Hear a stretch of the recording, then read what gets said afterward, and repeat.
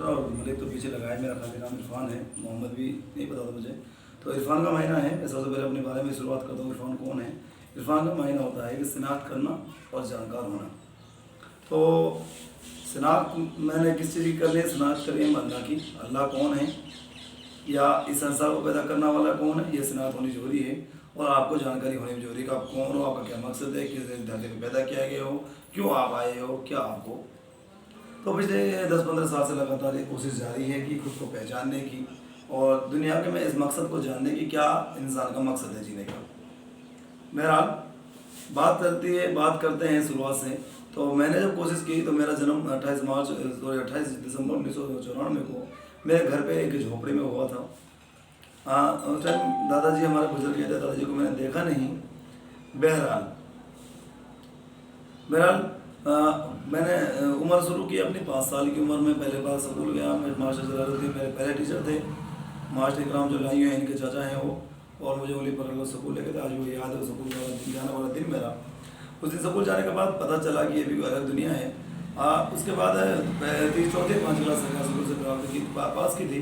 2005 में जब झगड़ा हुआ तो उससे पहले मेरे पापा ने ट्रांसफर मेरा एडिसन 100 स्कूल में करा दिया था। सबसे पहले घटनापति मदरसे में गया था, लेकिन पापा ने एक बार स्कूल में ट्राई कर लेते हैं। वहाँ अच्छे खासे दिमाग की नॉलेज को देखते हुए हाजी समझाते हैं, मतलब मुझे एडिसन के लिए पापा को मौजूद किया, वहाँ मेरा एडिसन करा दिया गया। बहरहाल एडिसन मेरा वहाँ करा। थोड़ा तसल्ली से बात करते हैं क्योंकि बहुत अहम बात है। मुझे बार बार टॉर्चर किया जा रहा है पिछले काफ़ी टाइम से। हालांकि मुझे 2010 से मार्च 2010 से टॉर्चर किया जा रहा है। मुझे तो आदत हो गई है, लेकिन आज उन फैमिली को भी सामना करना पड़ रहा है उन सब सवालों का जो हमें फ़ोन पर मैसेज लिखते फ़ोन पर ट्राई करते करते थक गया हूँ। लेकिन अब बता नहीं पा रहा हूँ कि क्या मकसद है। अब मैं कहाँ तक करूँ एक मेंटल टॉर्चर एक। लेकिन हालांकि मुझे तो अल्लाह ने एक अलग से पावर भी दी, मिल गई, जनरेट हो गई, जो एक अल्लाह वालों की पावर हो गई। मैं बता रहा हूँ, फैल कोई बताता नहीं है। तो इस वजह से मुझे हिम्मत मिल रही है उलमा इकराम के सबक में। बहरहाल पापा हमारे नहीं थे, हलाल रोजी खाने वाले हमारे पापा थे। जिस तरह मेरा जबानी है, इसी तरह मेरे पापा की जबानी थी।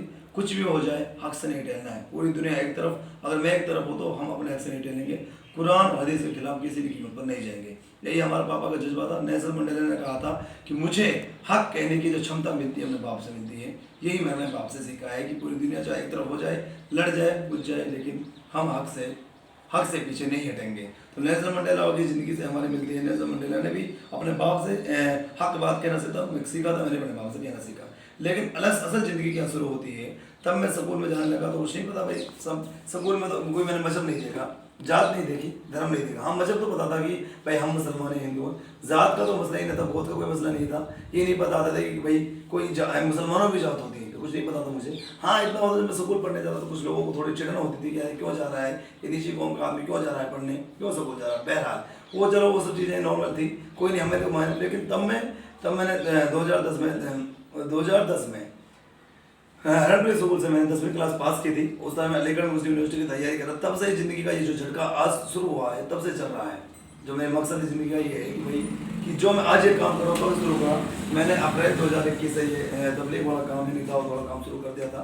क्योंकि कैसे काम हुआ शुरू कि मैं नमाज बचपन से था, पापा को देख देकर नमाज पढ़ना सीख लेता। आदत बन गई थी दिल में। हलाल हराम का मादा, हक कहना, सच कहना बसा हुआ था। बहरहाल 2010 में मामला एक ऐसा हो जाता है कि घर में कोई प्रॉब्लम हो जाती है और कमजोरी की वजह से, हालात की वजह से, या हालात की वजह से पापा ने थोड़ा मामला बिगाड़ लिए।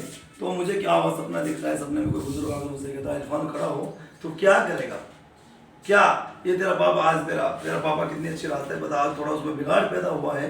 मैं कह रहा हूँ किसी को बुरा लग सकता है क्योंकि सच्चाई आप लोगों को सामने नहीं आएगी, आनी चाहिए। क्योंकि कुछ लोगों को लग रहा है मैं अपने माँ बाप की कदर नहीं करता, लेकिन अगर मैं कदर नहीं करता अल्लाह मुझे इसलिए नहीं नवाजता कि मैं आज यहाँ पर सामने बोलने लायक बनता। अगर माँ बाप मेरे नाराज होते तो मैं आपको मेरी क्षमता तो मैं यहाँ बोलने लायक नहीं होता। बहरहाल बात करते हैं ऑन द सपोर्ट की। तो वहाँ उस टाइम तो मामला बिगड़ा था। सबसे पहले मैंने पापा से कहा कि पापा ये मामला सही नहीं है। 2013 में 2010 में 13 साल की उम्र में पापा से कहा कि पापा ये मामला सही नहीं है, हम हक की खाएंगे, हलाल की खाएंगे, चाहे भूखे मर जाएं, लेकिन ऐसा उल्टा सीधा मामला में हम नहीं जाएंगे।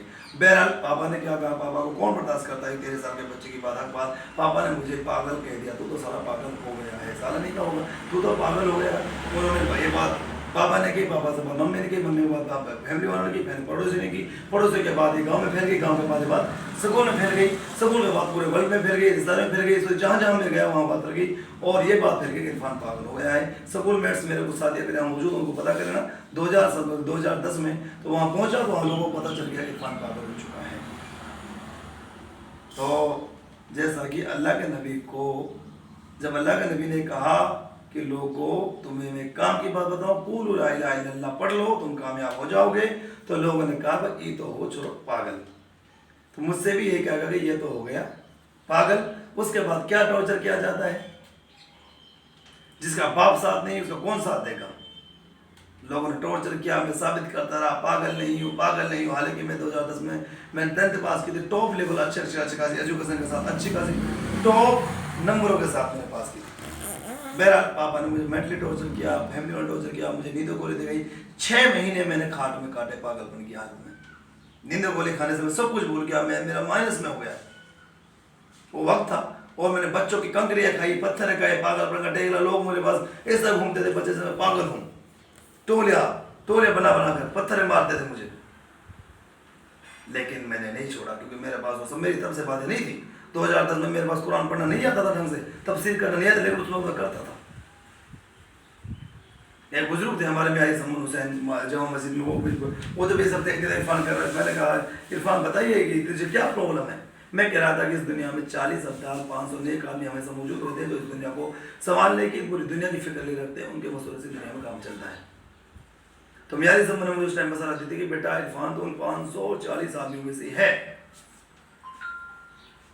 लेकिन मुझ पर तो कुछ और ही बहुत सवाल में भूल गया। बात आज 10 साल बाद मुझे फिर वो मसला दोबारा मिली।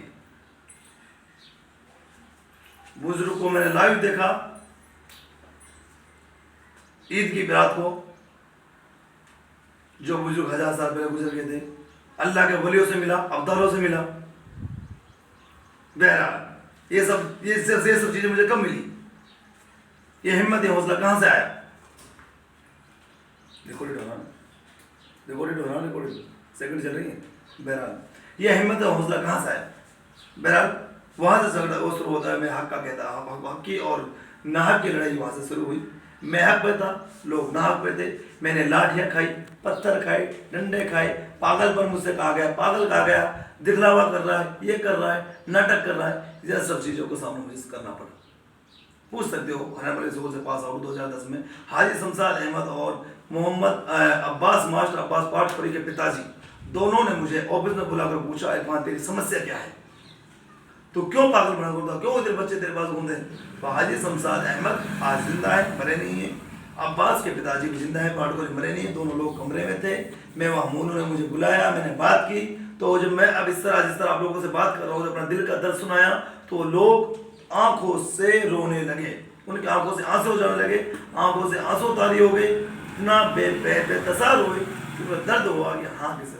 फिर उन्होंने कहा बेटा तेरी उम्र कच्ची है, कच्ची उम्र में इतना टेंशन नहीं लेते हैं, तो पागल हो जाएगा, तो लोग तो पन्ने मैंने और पन्ने अभी घूमने का फायदा किया, तो अपनी जिंदगी का मकसद है। लेकिन अल्लाह ने मुझे किसी और चीज़ के लिए सुना था। उस बहरहाल 2011 में मैंने किया हरियाणा स्कूल के बाद गवर्नमेंट सीनियर सेकेंडरी स्कूल में मैंने ये किया, लोगों को समझाया, 2 साल तक वहाँ समझाया।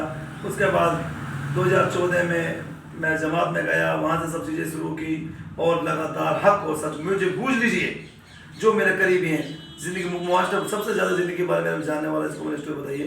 मास्टर लुकमान फ्रॉम सागरस government senior secondary school Mandikheda के प्रिंसिपल शेर मोहम्मद के लड़के हैं, उनसे पूछ लेना, उन्हें मेरी जिंदगी को बहुत करीब 2018 से देखा है। बहरहाल उसके बाद पैसे नहीं थे पढ़ाई के लिए, पढ़ाई की करंट बेस में मैंने सिक्योरिटी गार्ड की ड्यूटी, तो मेरी बेस चल रही थी, हालात को देखते हुए गुड़गांव में सिक्योरिटी गार्ड की ड्यूटी थी। रोजे रखकर 36 रोजे रखकर 36 घंटे की मैंने सिक्योरिटी गार्ड की ड्यूटी की है। आराम भाई कह रहे हैं झूठ मत बोलो भाई, आराम कोई बात नहीं, विश्वास नहीं तो कोई बात नहीं, सुन लो। आप मोदी का झूठ सुन लो तो इरफान का झूठ सुन लो, मोदी भी तेरी है हम भी तेरी, इतना कर सकते लो, तो वो भी झूठ बोल सकता है, हम भी झूठ बोल सकते हैं, झूठ बोल लो।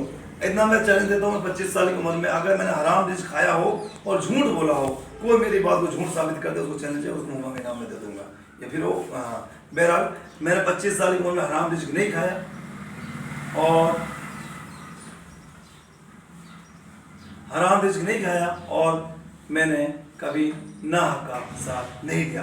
2010 में बालकिशन जो आज वाइस प्रिंसिपल हैं नटवरे स्कूल के, वो उनके पास कुरान की जानकारी थी, वो मुसलमानों के बारे में, इस्लाम धर्म के बारे में उल्टी सीधी बकवास करते थे। मैं 2010 में खड़ा हुआ, 13 साल की उम्र में उसको विरोध किया और बालकिशन को मजबूर कर दिया कि इस्लाम सच्चा धर्म है कहने के लिए। उन्होंने हाथ जोड़ लिए मेरे उस टाइम। तो 2010 में जब मैंने एक कुरान के जानने वाले बालकिशन को नहीं जीतने दिया, नहीं जाने दिया अपने विचारों से, अपने जानकारी के आधार पर, अपने सराहत के आधार पर, तो आप लोग खाक मुझसे जीत पाओगे। सुन लो, ये जिंदगी कुरान है। मैंने तब सनात की, अल्लाह से बेहतर कोई खुदा नहीं, कुरान से बेहतर कोई किताब नहीं। रात भर फोन देखने वालों, अरहान खान सुन ले, कान खोल के उल्टे पट्टे, शैतान ली हो जा। अगर जिंदगी गुजारनी होगी तो कुरान हदीस की रोशनी में गुजारनी होगी।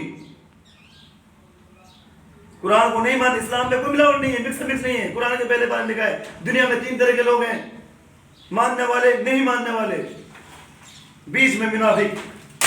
जो अल्लाह के रसूल की बात मान रहा है, दाढ़ी रख रहा है, टोपी पहनता है, नमाज पढ़ता है, हलाल रिज़्क़ खाता है, हराम से बचता है, वो तो हो गया मुसलमान।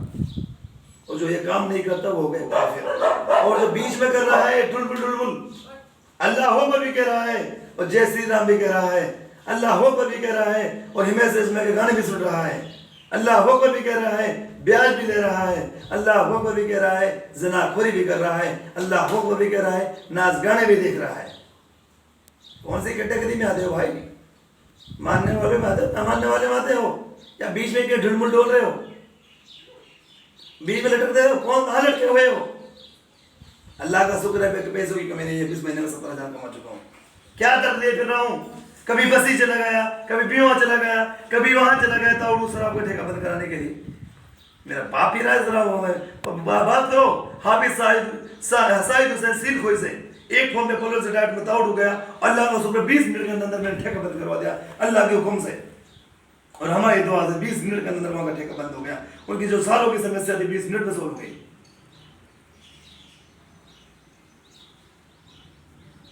नहीं समझते हो? नहीं समझोगे? अल्लाह के नबी की बात तुमने नहीं मानी, मेरी बात क्या मानोगे? अल्लाह के नबी ने अपने कान में 100% दीन में रखिए, ना कि मिक्स में रखिए। दाढ़ी रखनी होगी, टोपी पहननी होगी, कुर्ता डालना होगा, नमाज पढ़नी होगी, कुरान को जानना होगा, इस्लाम को मानना होगा। अगर कुरान हदीस की रोशनी में नहीं आओगे तो भाई भटके फिरोगे। जिस तरह तुम्हारे साथ हो रहा है यही होता रहेगा। हजारों आशिक मारे जाएंगे, हजारों जुनैद मारे जाएंगे, तुम्हें घर में घुसकर मारा जाएगा, तुम्हारी बहनों की असमत लूटी जाएगी। सब कुछ होगा जब तक तुम मुसलमान नहीं बनोगे। क्या हम मुसलमान हैं? गौर जिक्र करिए। पैमाना ना किए, 15 मीटर बनाया अल्लाह के नबी ने। उम्मत मोहम्मदिया की जिम्मेदारी ये नहीं है कि रात भर रंडियों का नाच देख लेना, दिन भर कुत्तों की तरह भौंक लेना, किसी आलिम पर तोहमत उठा देना। सुन लो, कुरान कहता है मत पढ़ो, कुरान कहता है जानकार बनो।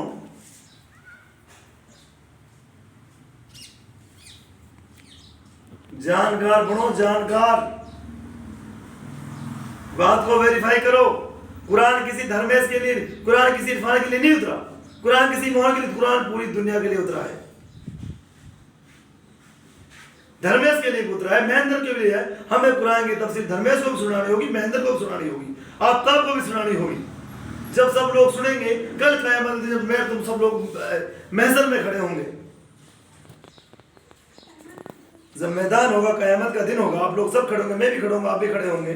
और जब वहां मेरा पड़ोसी राजेश कुमार गिरमान पकड़ कर कहेगा, अरे इरफान, जब तुझे पता था कि सच्चा दीनी है, तूने मुझे बताया क्यों नहीं? क्या जवाब है मेरे पास? मैं तो कहता मुझे, मैं खुद ही भटको पढ़ो, मैं खुद ही ताहे तेरे हुए पढ़ो जी, मैं तो खुद ही चीज़ पहनता था, मैं तो खुद ही गाने सुनता था, मैं तो खुद ही डीजे बजाता था। क्या यह जवाब हमें चल जाएगा? क्या तुम्हें तुम्हारा पड़ोसी राजेश कुमार जन्नत में जाने देगा? जो दुनिया में तमन्ने तरक्की देख के राजी ना है, आखिरत में तुमने जन्नत में ज्यादा देख लेगा भाई। बहरहाल कहीं से बीच लंबी ना हो जाए, तुम लोगों को दिमाग सुन ना जाए। सुनो भाई, मेरा जिंदगी का मकसद कुछ नहीं है, कुरान हदीस की रोशनी में जिंदगी गुजारो। भाई मत करो टॉर्चर, हलाक हो जाओगे, हलाक, बर्बाद हो जाओगे।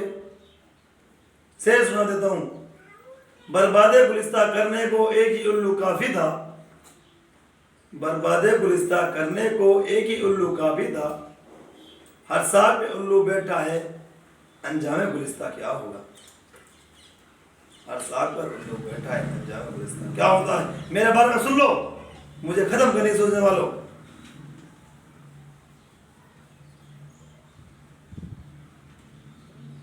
वो समा क्या पूछेगी जिसे रोशन खुदा करे।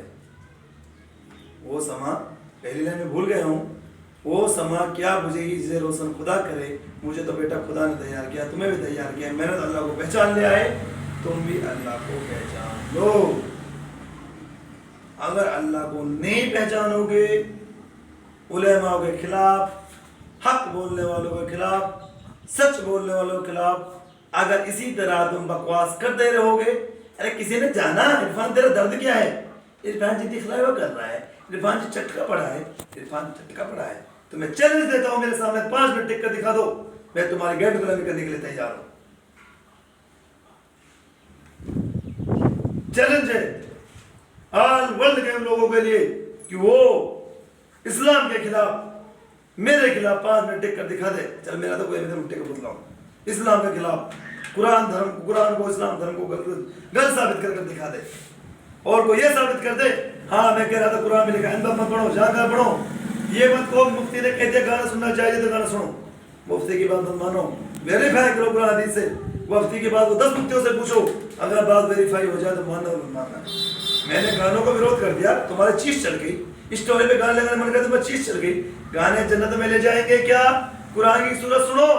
तुम जिम में जाकर गाने सुनते हो, वहां से कुत्ते बनकर आते हो, खंजीर बनकर आते हो, तुम्हारी शिकल कुत्तों जैसी खंजीर जैसी हुई पड़ी है। दाढ़ी कटाते हो, दाढ़ी कटाना बगैर नबी के जन्नत में चले जाओगे, और जो जिसके चेहरे पर दाढ़ी नहीं होगी अल्लाह के नबी उससे मुंह फेर कर बात करेंगे। तो बेटा अल्लाह के नबी दिन बड़े दुनिया में सर्च करो। ओ गूगल के मानने वालों, ओ गूगल को मानने वालों, गूगल पर सर्च करो who is the best man in the world, who is the best man in the world, who is the best man in the world, search करो। अरे बात तुम गूगल से पूछते हैं, हमें बेटे हो तो पूछो गूगल से who is the best man in the world, और तुम्हारी आंखें फटी की फटी रह जाएगी जो मोहम्मद का नाम देखोगे। मानो गूगल की बात बेटा, किसकी मानोगे? अरे गूगल को मानते हो, गूगल की बात मान लो, और देखो उसने क्या किया। बेटा मेरा क्या है, मेरा तो गुजर जाएगा। मेरा बात, मेरा मकसद तुम्हें सिर्फ बताने का कि दाढ़ी में नहीं कटाई, दिस इज जाइए तो क्या मैं पागल हूँ? मैं टोपी लगा घूमता हूँ, मैं पागल हूँ? हक की बात कहता हूँ, मैं पागल हूँ? चटका शब्द कहाँ से मिला आप लोगों को? बहरहाल कोई नहीं, मेरा मकसद हो गया। बात में कहना चाहता था, कुरान हदीस की रोशनी में काम करो, उलेमाओं से रहबरी इख्तियार करो, मोबाइल का चक्कर छोड़ो। अल्लाह ने हमें कुरान, अल्लाह ने हमें नाच देखने के लिए, जनाखोरी करने के लिए, सट्टा लगाने के लिए, नशा करने के लिए पैदा नहीं किया। अल्लाह ने हमें पैदा किया है दावत वाला काम करने के लिए। अल्लाह के नबी से पहले जितने उम्मती गुजरे हैं, जितने नबी गुजरे हैं, उन नबियों के बराबर ताकत हमें दी गई है। हम चाहे इस्माइल भी बन सकते हैं, इब्राहिम भी बन सकते हैं, मूसा भी बन सकते हैं, खलीलुल्लाह भी बन सकते हैं, सब कुछ बन सकते हैं। अल्लाह ने हमें इख्तियार दिया है। जितनी ताकत नबियों की दुआ में थी, इतनी ताकत अल्लाह के नबी से पहले नबियों की दुआ में ताकत थी, उतनी ताकत हमें है। जो मोजिज़े उन नबियों के पास है, वो मोजिज़े हर उम्मती के पास है। उम्मते मोहम्मदिया बन जाओ। मैं कहता हूँ भाई, ला इलाहा इल्लल्लाह मुहम्मद रसूलुल्लाह। ला इलाहा इल्लल्लाह क्या है? नहीं, कोई माबूद सिवा अल्लाह लगे, बात कर लो, हर काम अल्लाह से होगा। मैं बोल रहा हूँ अल्लाह का हुक्म से हो रहा हूँ, तुम सुन रहे हो इसमें अल्लाह का हुक्म से हो रहा है। तो मोहम्मदी का क्या मतलब है? बेटा सर पे टोपी, चेहरे पे दाढ़ी और कुर्ता पजामा मोहम्मदी है। और जो ला इलाहा इल्लल्लाह मुहम्मद रसूलुल्लाह नहीं कहेगा, नहीं मानेगा, वो बेटा भटकता रहे, बर्बाद है। वो मुसलमान की कैटेगरी में से नहीं है। साहब पता नमाज नहीं पढ़ने वाला काफी के दर्जे में शामिल हो जाता है। तो आप देखिए अब नमाज पढ़ रहे क्या कर रहे, बर्बाद नहीं हो गया आप लोग, बर्बादी का फार्म नहीं भर रहे हो। रिस्क बढ़ती है नमाजों में, फजर की नमाजों में आप लोग सोकर ठोकर मार रहे होते, क्योंकि हाँ जी मैं तो परेशान हूँ जी, मैं तो जी परेशान हूँ, मैं भाषण मार मार के 70,000 कमा लेता हूँ महीने में, क्या अल्लाह तुम्हें नहीं देगा? रिस्क तुम्हें ढूंढती फिरती है, बस अब तुम रिस्क लेने वाले हो। ठीक है भाई, अस्सलाम वालेकुम, अल्लाह खैर करे, अल्लाह आपको जज़ाए खैर दे, आमीन सुब्हान।